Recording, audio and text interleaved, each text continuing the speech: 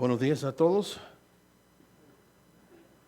Un placer ver cada uno esta mañana, aunque somos pocos, somos más fuertes cuando tenemos el Señor en nuestro lado.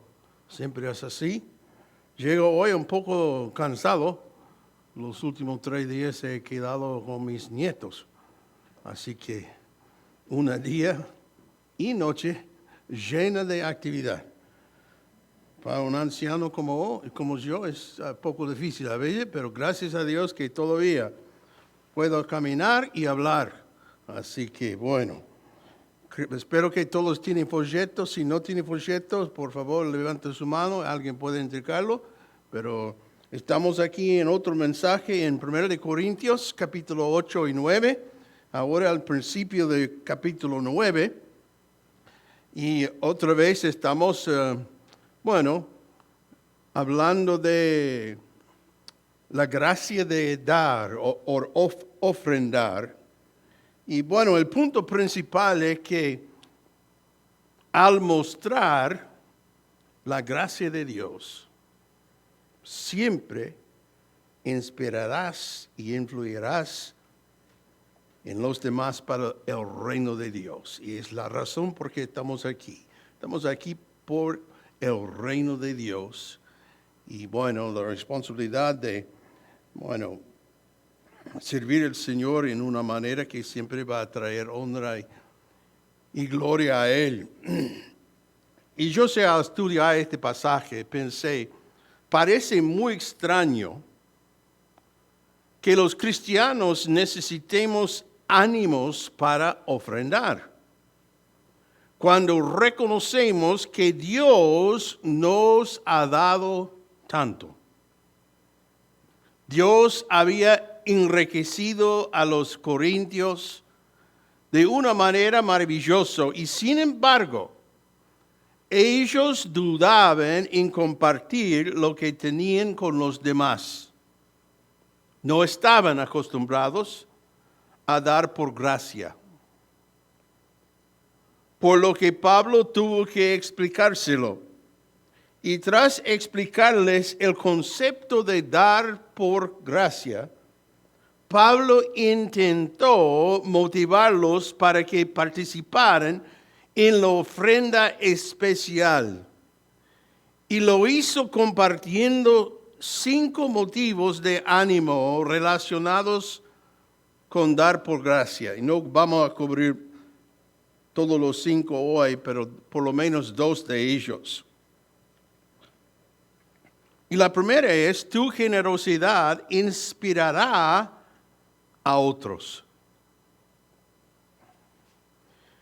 Comenzó en versículo 1, porque en cuanto a este servicio a los santos es por demás que yo les escriba. Versículo 3, pero he enviado a los hermanos para que nuestra jactancia acerca de ustedes no sea hecha en vano en este caso, a fin de que, como decía, estén preparados. Y yo sé, aunque los cristianos no deben competir entre sí en el servicio de Cristo, creo que es importante prestar nuestra atención a un versículo en el libro de Hebreos, capítulo 10, versículo 24. Un principio muy importante para la iglesia. Consideremos cómo estimularnos unos a otros al amor y a las buenas obras. El deseo mío como pastor, y debe ser el deseo de cada creyente, es estimular a otros para hacer la buena obra, para cumplir con su responsabilidad personal delante del Señor. Y cuando vemos lo que Dios está haciendo en y a través de la vida de otros, debemos esforzarnos por servirle mejor nosotros mismos. Hay una delgada línea entre la imitación carnal y la emulación espiritual. Y debemos tener cuidado en este sentido. Pero un cristiano celoso puede ser el medio para animar a una iglesia y motivar a las personas a orar, trabajar, testificar y dar. Lo interesante es esto. Pablo había utilizado el celo de los corintios para desafiar a los macedonios. Pero ahora estaba utilizando a los macedonios para desafiar a los corintios. Un año antes, los corintios se habían jactado con entusiasmo de que participarían en la ofrenda, pero luego no había hecho nada. Los macedonios sí habían cumplido su promesa. Y Pablo temía que su jactancia fuera en vano. Así que Pablo envió a Tito y los demás hermanos a Corinto para animarles a participar en la ofrenda. Y mucho más importante que el dinero en sí, escuche, era el beneficio espiritual que obtendría la iglesia al compartir en respuesta a la gracia de Dios en sus vidas. Pablo ya había escrito a la iglesia para decirles cómo recoger las contribuciones, por lo que no había excusa para su retraso. Otro pasaje importante en 1 Corintios capítulo 16. Es importante notar lo que dice. Dice, ahora bien, en cuanto a la ofrenda para los santos, hagan ustedes también como instruí a la iglesia en Galacia, que el primer día de la semana, y noten aquí, los creyentes del Nuevo Testamento siempre reunían en el primer día de la semana, no en el sábado. Ese cambió. Que el primer día de la semana, cada uno de ustedes aparte y guarde según haya prosperado, para que cuando yo vaya, no se recogen entonces ofrendas. Y cuando yo llegue, enviaré con cartas a quienes ustedes hayan designado para que lleven sus contribución a Jerusalén. Y si es conveniente que yo también vaya, ellos irán conmigo. Pablo quería que toda la contribución estuviera lista cuando él y su comité de finanzas llegaron, para que no hubiera recolecciones de última hora que pudieron parecer forzados a la iglesia. No es su deseo esforzar a nadie a ofrendar. No, cada uno, según lo que Dios había puesto en su corazón, deben hacerlo. ¿Qué quería evitar Pablo? La vergüenza para él y para la iglesia si la ofrenda no estaba lista. Porque después de todo, había varios representantes de la iglesia de Macedonia en el comité especial. Y si usted ve Hechos capítulo 20, versículo 4, dice claramente, lo acompañaban Sópater de Bería, hijo de Pirro, Aristarco y Segundo de los Tesalonicenses, Gayo de Derbe, y Timoteo, Títico y Trófimo de Asia. Pablo se había jactado ante los macedonios acerca del Corintio. Y ahora temía que su jactancia fuera en vano. Aparentemente Pablo no veía nada malo ni poco espiritual en pedir a las personas que prometieran dar. No les dijo cuánto tenían que prometer, pero sí esperaba que cumplieran su promesa, la promesa hecha delante de Dios. Y cuando una persona se da de alta en el servicio telefónica, promete pagar una cierta cantidad cada mes. Si es aceptable comprometerse financieramente con cosas como teléfonos o carros o tarjetas de crédito, sin duda también debería ser aceptable comprometerse con la obra del Señor. Fíjate en las palabras que Pablo utilizó al escribir sobre la colección. Se trataba de ministrar a los santos, un servicio a los hermanos de la fe. También era una generosidad, versículo 5 dice, lo que significa una ofrenda generosa. ¿Estaba Pablo insinuando quizás que los corintios darían más de lo que habían planeado? No. Sin embargo, Pablo tuvo cuidado de no ejercer ninguna presión. Quería que su ofrenda fuera una cuestión de generosidad y no de avaricia, algo que se exigiría la fuerza. Las peticiones de ofrendas bajo presión no tienen cabida en la gracia de dar. Y nuestro mayor estímulo para dar es lo que esto agrada al Señor. Pero no hay nada malo en practicar el tipo de generosidad que anima a otros a dar.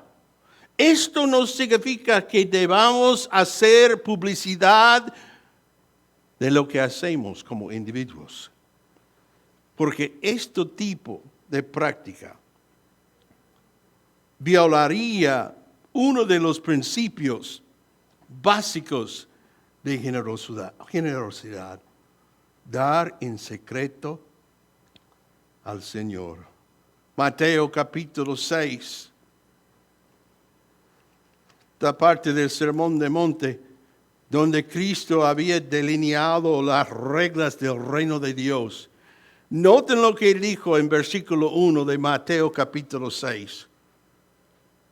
Cuídense de no practicar su justicia delante de los hombres para ser vistos por ellos.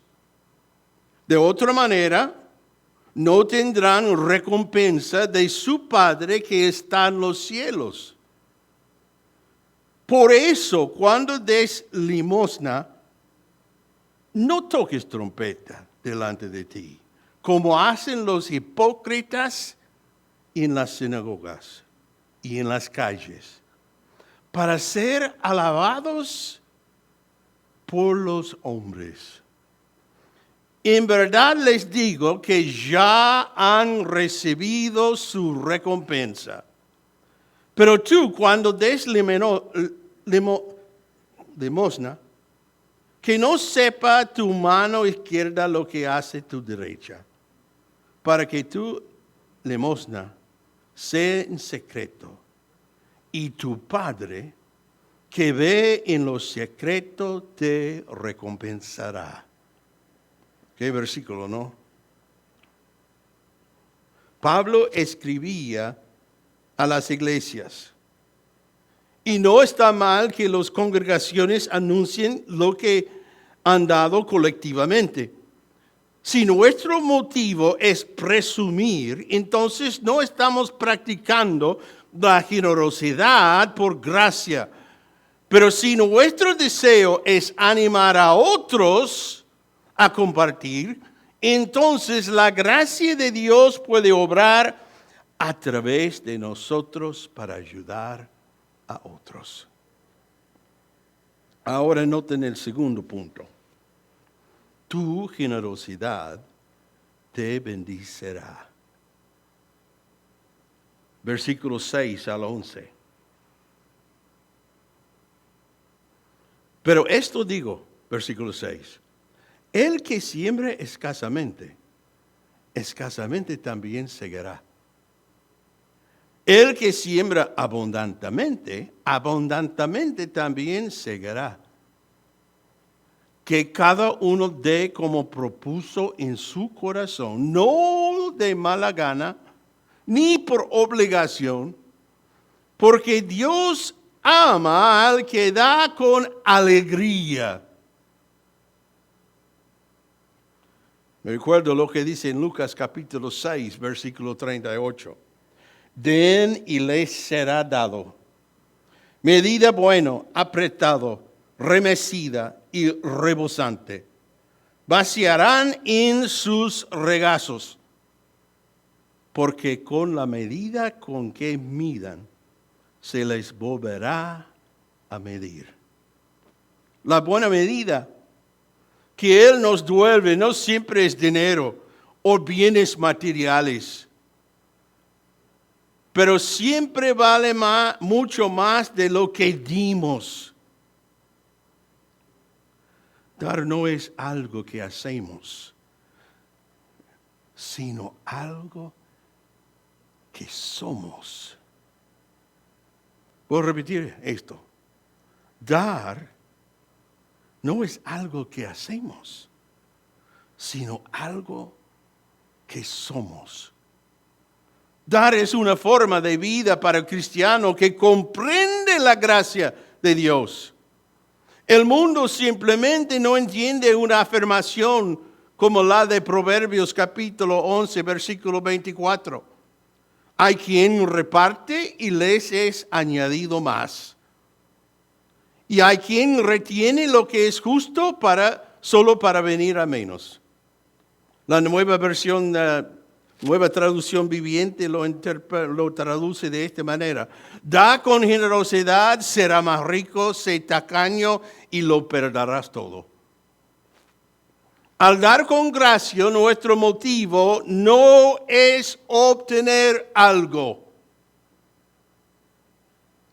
pero recibir la bendición de Dios es uno de los beneficios adicionales. Si nuestro dar es para bendecirnos y edificarnos, debemos tener cuidado en seguir los principios que Pablo explicó en esta sección. Porque notamos, él habla del principio de aumento. Cosechamos en la medida en que sembramos. Versículo 6. Pero esto digo, el que siembre escasamente, escasamente también segará. Y el que siembra abundantemente, abundantemente también segará. Y yo creo que este principio no necesita mucha explicación, porque lo vemos funcionar en la vida cotidiana. El agricultor que siembra muchas semillas tendrá más posibilidades de obtener una cosecha mayor. El inversionista que deposita un gran sumo de dinero en el banco, sin duda, obtendrá más dividendos o interés. El punto es, cuanto más invertamos en la obra del Señor, más frutos abundarán en nuestra cuenta. Hay un pasaje en Filipenses, capítulo 4. Y bueno, nosotros citamos mucho el versículo 13 aquí. Pero noten lo que dice, comenzando con versículo 10. El contexto es muy importante.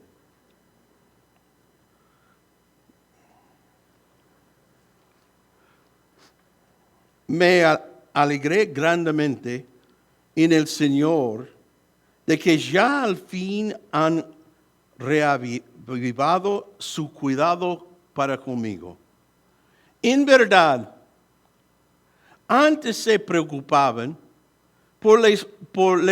pero les faltaba la oportunidad. No que hable porque tenga escasez, Pues he aprendido a contentarme cualquiera que sea mi situación. Sé vivir en pobreza y sé vivir en prosperidad. En todo y por todo he aprendido el secreto, noten, he aprendido el secreto tanto de estar saciado como de tener hambre, de tener abundancia como de sufrir necesidad. Y luego él dice esto: todo lo puedo en Cristo que me fortalece. Sin embargo, han hecho bien en compartir conmigo en mi aflicción. Ustedes mismos también saben, Filipenses, que al comienzo de la predicación del Evangelio, después que partí de Macedonia, ninguna iglesia compartió conmigo en cuestión de dar y recibir, sino solamente ustedes. Porque aún a Tesalónica enviaron dádivas más que una vez para mis necesidades. No es que busqué la dádiva en sí, sino que busco fruto que aumenta en su cuenta. Pero lo he recibido todo y tengo abundancia. Estoy bien habiendo recibido de Epafrodito lo que han enviado, fragante aroma, sacrificio aceptable, agradable a Dios. Y mi Dios proveerá a todas sus necesidades conforme a sus riquezas en gloria en Cristo Jesús. A nuestro Dios y Padre sea la gloria por los siglos de los siglos. Amén. Siempre que nos sintamos tentados al olvidar ese principio, debemos recordar que Dios fue generoso con sus dádivas. Romanos 8:32. El que no negó ni a su propio Hijo, sino que lo entregó por todos nosotros, ¿cómo no nos dará junto con Él todas las cosas? Tanto en la naturaleza como en la gracia, Dios es un dador generoso.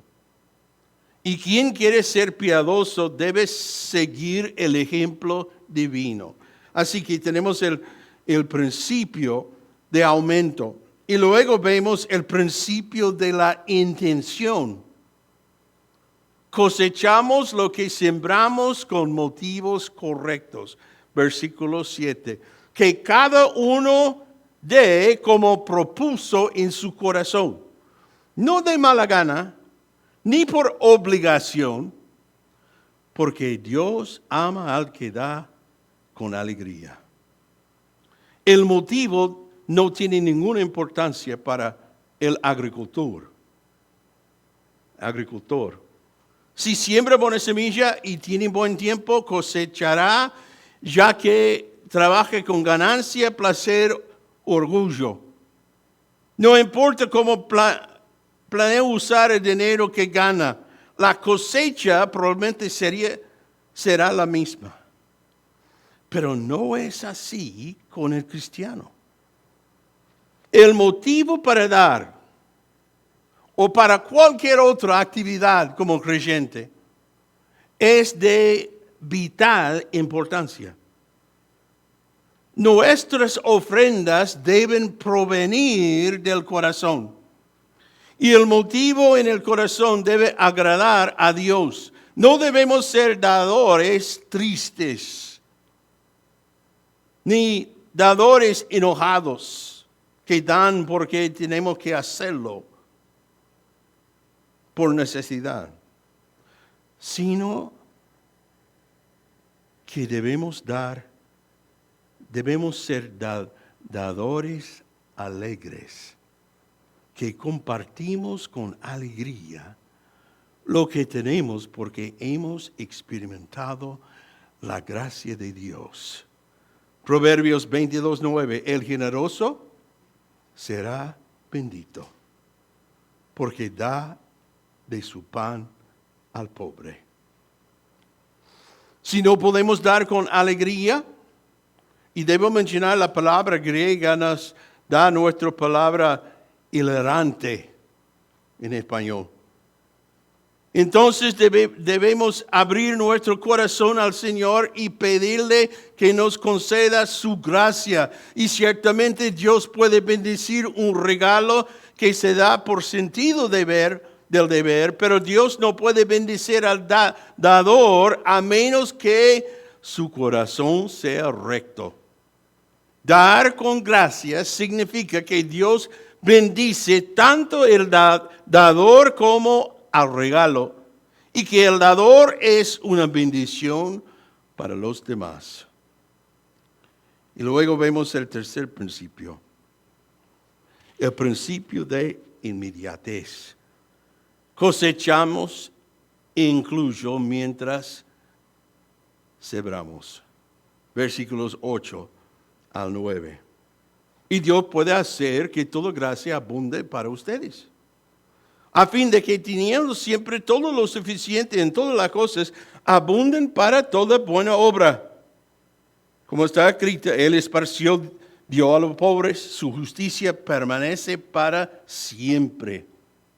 El agricultor tiene que esperar su cosecha.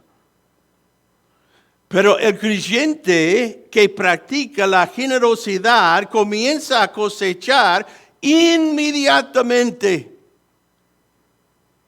Sin duda, nuestras donaciones tienen beneficios a largo plazo, pero hay también beneficios inmediatos. Para empezar, comenzamos a compartir la abundante gracia de Dios. Versículo 8 contiene algunos, voy a decir, universales de este versículo son asombrosos. ¿Qué dice? Versículo 8. Y Dios puede hacer que toda gracia abunde en ustedes, para ustedes, a fin de que teniendo siempre todo lo suficiente en todas las cosas, abunden para toda buena obra. Dice que habla de toda gracia. Habla de siempre, habla de toda suficiencia, habla de toda buena obra. Esos son los universales.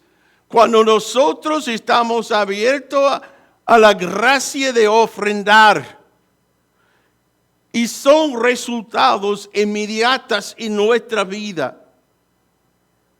Esto no significa que Dios haga rico en cosas materiales a todos los cristianos. Pero sí significa que el cristiano que practica la generosidad siempre tendrá lo que necesito cuando lo necesite. Además, la gracia de Dios lo enriquece moral y espiritualmente para que crezca en su carácter cristiano, en su caminar y en su trabajo. Depende totalmente de la suficiencia de Dios. Es preocupante ver cómo muchos cristianos hoy en día dependen totalmente de otros para sus recursos espirituales.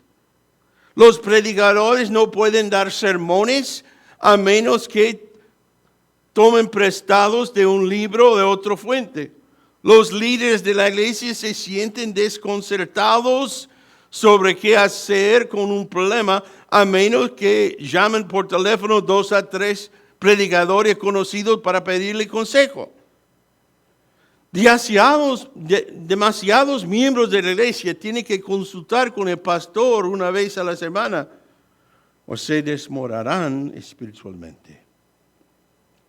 Pero la palabra suficiencia significa recursos adecuados dentro. A través de Jesucristo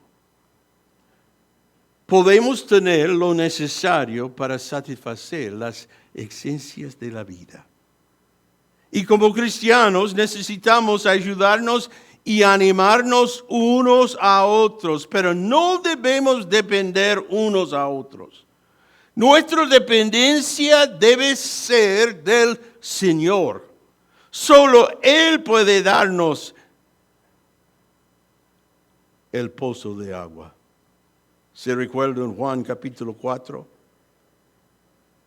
Pero todos los que beben del agua que yo doy no tendrán sed jamás. Ese agua se convierte en una manantial que brota con frescura dentro de ellos y les da vida eterna.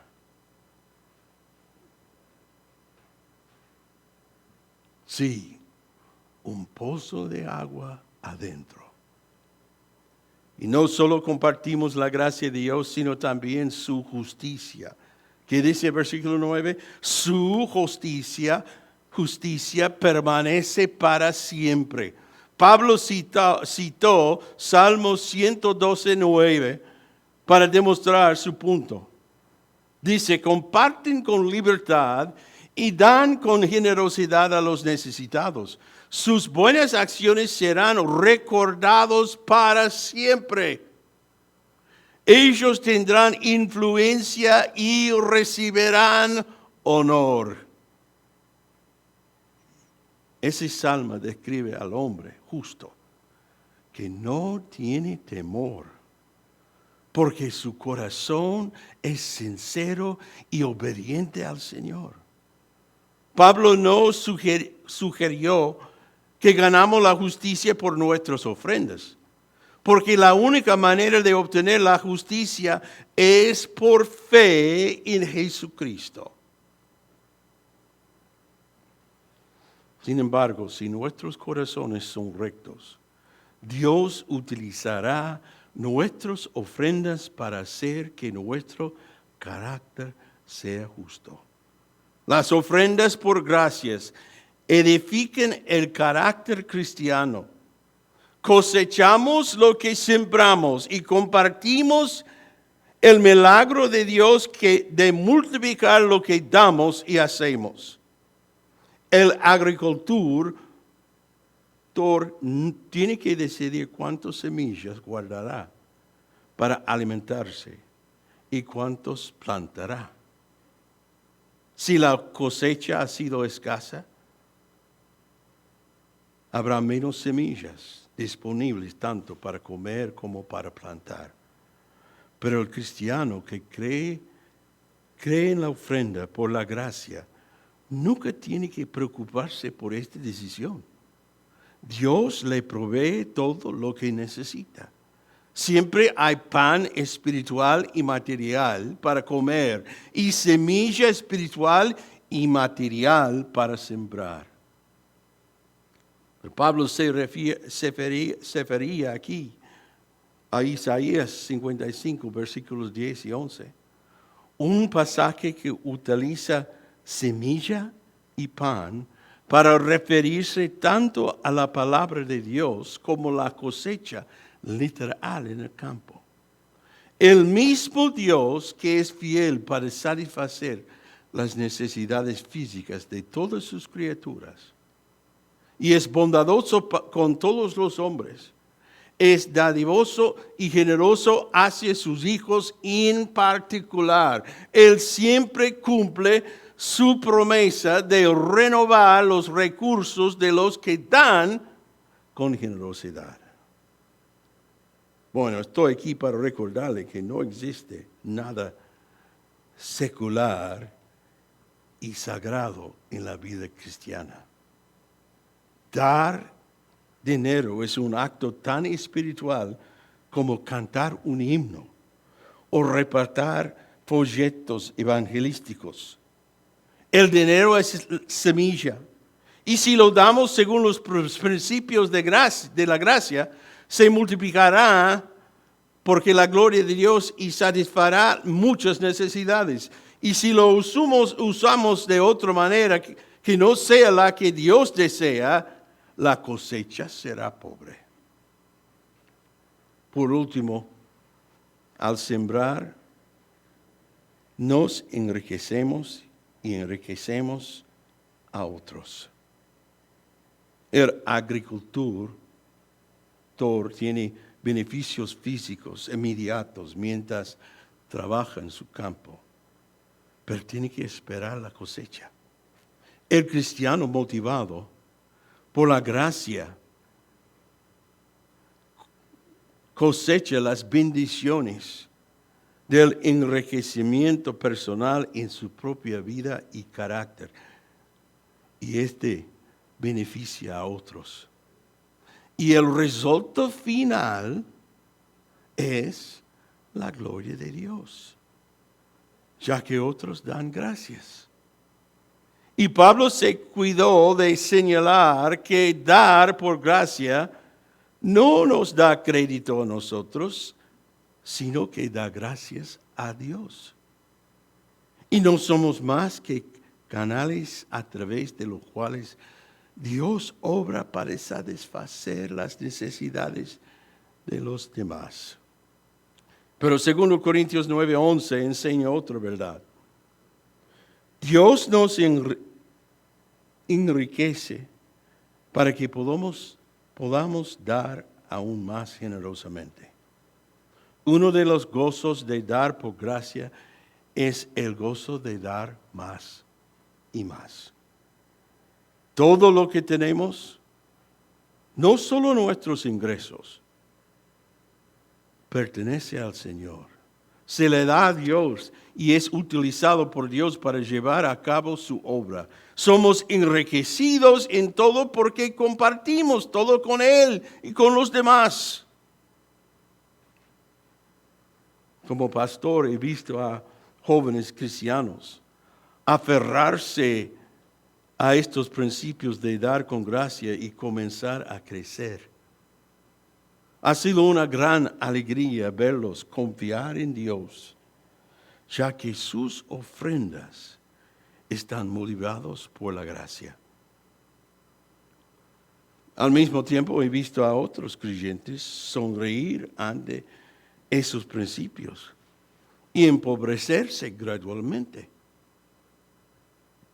Algunos de ellos prosperaron económicamente, pero sus ingresos fueron su perdición. No lo enriquecieron. Obtuvieron su recompensa, pero perdieron sus oportunidades de enriquecimiento espiritual. Así que dar con gracia significa que realmente creemos que Dios es el gran dador. Y utilizamos nuestros recursos materiales y espirituales en consecuencias.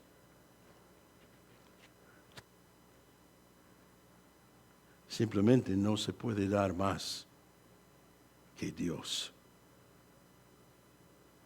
Sí, hemos visto que nuestra generosidad debe inspirar a otros y también deben bendecirnos a nosotros mismos. Principios que Dios ha usado a través de los siglos y todavía hay una iglesia que está predicando y proclamando el Evangelio, las buenas nuevas para la salvación de almas. Así que un cristiano no es simplemente uno que ha orado una oración, pero es uno que ha recibido Cristo adentro, cuya vida ha sido cambiado para siempre. Y en cada actividad podemos ver o debemos ver la gracia de Dios detrás de todo. Vamos a orar.